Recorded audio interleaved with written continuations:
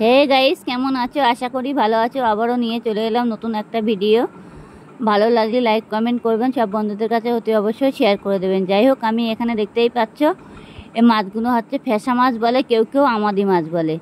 অবশ্যই এগুলো লাল ফেসা, খেতেও কিন্তু খুবই স্বাদ লাগে এই মাছগুলো। অবশ্যই এগুলো নদীর মাছ তো, হেভি স্বাদই মাছ এগুলো।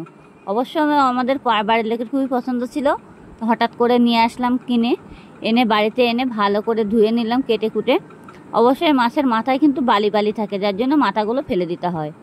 মাথা খেলে পরে অনেক সময় সমস্যা হতে পারে। যাই হোক, সমস্যা বলে কিছুই না, অনেক সময় পাথর কুচি কুচি পাথর থাকে তো মাথার ভিতরে, এই জন্য মাথাগুলো ফেলে দিতে হয়।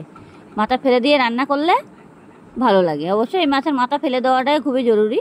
যাই হোক, মাথাটা ফেলে দিয়ে আমি ভালো করে কেটে কুটে নিয়েছি, নিয়ে ভালো করে ধুয়ে নিয়েছি। আর এই পিঠির ডায়ে দুটো তিনটে করে আঁশ আছে, সেই আঁশগুলো ভালো করে হাত দিয়ে ডলে ডলে ধুয়ে নিয়েছি। এবার কেটে কুটে আমি পাত্রের মধ্যে ধুয়ে গুছিয়ে রেখে দিয়েছি। এবার আমি কি সবজি দেবো সেটা দেখো। এখানে কটা আলু আছে, আর এই লঙ্কাগুলো দেখতেই পাচ্ছ, এই লঙ্কাগুলো আজকে সব দেবো। আর এই গোটা একটা রসুন দেবো, দুখানা টমেটো দেবো, 3টে পেঁয়াজ দেবো। এই যে এই আমার মানে মাছের সবজি দেবো আর কি। এই দিয়ে মাছটাকে আমি একটু ঝাল ঝাল টাইপের করব। মাছটাও কিন্তু খেতে খুবই ভালো লাগে। যাই হোক, ঝটপট করে দেরি না করে আমি আর কি কেটে নেই।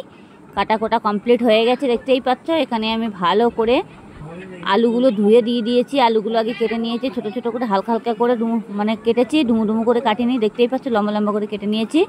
দু ফালি করে দিয়ে আলুগুলো কেটে নিয়েছি একটু হালকা করে। তারপরে আমি পেঁয়াজ কেটে দিয়েছি, তারপরে দিয়েছি একটু জিরের গুঁড়ো, লবণ, হলুদ, লঙ্কা, টমেটো। এখানে যা যা দেওয়ার দিয়ে দিয়েছি। রসুন কুচিয়ে দিয়েছি, রসুন আমি আর করিনি, বাটা বুটি কিছু করিনি, আদা টাদা দিইনি। যাই হোক, দেওয়ার মধ্যে পেঁয়াজ দিয়েছি, রসুন দিয়েছি, লঙ্কা দিয়েছি, নুন হলুদ দিয়েছি। দিয়ে এটাকে আমি ভালো করে কড়ার মধ্যে দিয়ে দিয়েছি। আলুগুলো যার আগে ধুয়ে আমি কড়ার মধ্যে দিয়ে দিলাম, দিয়ে তারপরে এগুলো দিয়ে দিয়েছি। দিয়ে এরপরে আমার যে মাছটা কাটা ছিল সেটাও আমি দেব। মাছটা আমি কড়ার ভিতরে দিয়ে দেবো। তার আগে এগুলোকে গুছিয়ে কমপ্লিট করে একবারে পুরো কড়ার মধ্যে কেটে কুটে গুছিয়ে নিয়েছি। অবশ্যই এখন জল দেবো না, যেতেই হোক এটাকে ভালো করে মুখে মাখতে হবে। দেখতেই পাচ্ছ এই যে আমার বাটির ভিতরে মাছটা আছে, এই মাছটা আমি এখন পুরোটাই ঢেলে দেবো। এই যে ঢেলে দিলাম। ঢেলে দিয়ে তারপর আমি সরষের তেল দেবো মাছের ভিতরে। সরষের তেলটা ভালো করে দিতে হবে, একটু বেশি করে দিতে হবে সরষের তেলটা দিলে পরে মাছটা খেতে খুবই স্বাদ হবে। অবশ্য কাঁচা মাছ এইভাবেই রান্না করলে খুবই স্বাদই হয়। এরকম আমি তেল দিচ্ছি, কতটা তেল ঢেলে দিয়েছি দেখতেই পাচ্ছ, সরষের তেল দিয়ে। এবার আমি মাছটাকে সুন্দরভাবে মাখতে হবে, একদম পুরো মুখে মাখতে হবে, যাতে আবার হাটে অনেক সময় কাটা না ঢুকে যায়। সেই কারণে যেতে হোক আমি এখন মাছটাকে সুন্দর করে মেখে নেব। পুরো মশলাটা মাছের ভিতরে, সব সবজির ভিতরে থেকে ঢুকে যাবে। পেঁয়াজগুলো একদম পুরো ভেঙে ভেঙে মুচকে দিতে হবে, যাতে গোটা গোটা না থাকে। পেঁয়াজগুলো ভালো করে মাখতে হবে, যেমন মাংস মাখে আর কি, তেমনভাবে মাছটাকে ভালো করে মাখতে হবে। এমনভাবে মেখো না যাতে আবার হাতে কাটা ফুটে যায়, সেরকমভাবে মাখলে হবে না। যাই হোক, আমি ভালো করে মাছটাকে মুখে মেখে নেবো। নুন হলুদ যাতে মাছটার ভিতরে পুরোটাই ঢুকে যায়। অবশ্য সব সবজিতে ঢুকে যাবে, সবজি বলে কিছুই না, খালি আলু আর এই মাছ। আর দেওয়ার মধ্যে দিয়েছি টমেটো আর পেঁয়াজ। এই দুটো জিনিস পারমেট দিতেই হবে এই মাছটার ভিতরে। মানে এত স্বাদি মাছটা সে বলার মতো না। ভেজে রান্না করলে আরও বেশি স্বাদি হয়। আজকে আমি ভেজে রান্না করিনি, যেটি হোক কাঁচা মাছ পুরোটাই রান্না করবো এইভাবে মেখে। অবশ্য দেখতেই পাচ্ছ আমার ভালোভাবে মেখে নিয়েছি। আবার একটু পরে কিছুক্ষণ বাদ আমি আর একটু মেখে নেবো, নিয়ে আমি ভালো করে গুছিয়ে রেখে দেবো। অলরেডি এটা আমার মাখা হয়ে গেছে, দেখতেই পাচ্ছ কত সুন্দরভাবে মেখে নিয়েছি। এবার আমি এক এক করে পাতিয়ে দেবো মাছগুলো। কিছু মাছ ওপরে দেবো, কিছু মাছ তলায় দেবো, দিয়ে এরকমভাবে পাতিয়ে দেবো। অবশ্য আমার হাজব্যান্ডকে বলছে একটু জল দিয়ে দিতে, আমি একটু জল দিতে পারছি না, কেন যেতেই হোক আমার হাতে এদিকে মশলা মাখানো রয়েছে, তো আমি ধরতে পারছি না, সেই কারণে। যাই হোক, আমার হাজব্যান্ডকে বললাম একটু জল দিয়ে দাও, একটু জল দিয়ে দিল।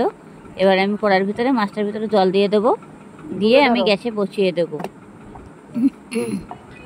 জল দিতে এত দেরি করছে, বললাম একটু জলটা একটু বেশি করে নিয়ে এসে, একটুখানি জল নিয়ে এসেছে, মনে হচ্ছে জল চেয়ে নিয়ে আসবে। যাই হোক, আমি এখন জলটা দিয়ে দিয়েছি। আপনারা সেই বুঝে জলটা দেবেন অতি অবশ্যই, যাতে আবার বেশি ঝোল না হয়, অনেকক্ষণ তাহলে টানবে ধরে ধরে। এটা কোনো নাড়াচাড়া কোনো সমস্যা নেই। যেতেই হোক, এটাকে আমি এখন গ্যাসের ওপরে বসিয়ে দেবো পুরো ঢেকে ঢুকে। দেখতেই পাচ্ছ এটা আমার পুরো কমপ্লিট করা হয়ে গেছে, যেটুকু দেওয়ার দিয়ে দিয়েছি। আর নুনটা সেই বুঝে লবণটা দেবেন, যাতে পুড়ে না যায়। যেটি হোক ঝোলটা তো চচ্চড়ির মতন হয়ে যাবে, সেই কারণে। যাই হোক, এটাকে আমার একদম অলরেডি ঢেকে দিয়েছি। আমি কিছুক্ষণ পরে আবারও ফিরে আসছি। চলো দেখো, আমার তরকারিটা অলরেডি হয়ে গেছে, একদম ঝোলটা পুরো মরে গেছে আর কত সুন্দর কালার চলে এসেছে। মাছ একটাও কোনো কিছু ভাঙিনি, আর টমেটোগুলো সেইভাবেই আছে। অবশ্যই খেতে কিন্তু খুবই স্বাদ হয় এইভাবে রান্না করলে পরে। আপনারা ঘরে বসে এই রেসিপিটা অতি অবশ্যই চেষ্টা করুন। খুবই স্বাদি মাছ, এটা একবার নদীর মাছ তো, আর খুবই স্বাদি হয়। আর ভালো লাগলে লাইক কমেন্ট করবেন, আর সব বন্ধুদের কাছে ভিডিওটা শেয়ার করে দেবেন। যাই হোক, ভালো তো লাগারই কথা, এত সুন্দর একটা রেসিপি ঘরে বসে বানান। দেখো কালারটা কত সুন্দর চলে এসেছে। অবশ্য তরকারিটা তো আমি এখন নামিয়ে নেব। যেটি হোক, আমি এখন গ্যাসের ওপর থেকে নামাইনি, কড়া ধরে বসানো আছে। দেখতেই পাচ্ছ কত সুন্দর কালার চলে এসেছে। আমরা অনেক সময় এই মাছগুলো অনেক দিন খাওয়া হয় না, বারবার দেখা হয় কিন্তু মাছ বাজারে যাই কিন্তু দেখি কিন্তু পাই না। ভাবলাম আজকে মাছগুলো একটু নিয়ে আসি ঝটপট করে, দেরি না করে। তাই সামনের মাথায় পেয়েছি মাছগুলো, আজকে নিয়ে চলে এসেছি আমি। খুবই ভালো লাগলো আজকে মাছটা দেখে, তার জন্য ঘরে নিয়ে চলে এলাম মাছটাকে।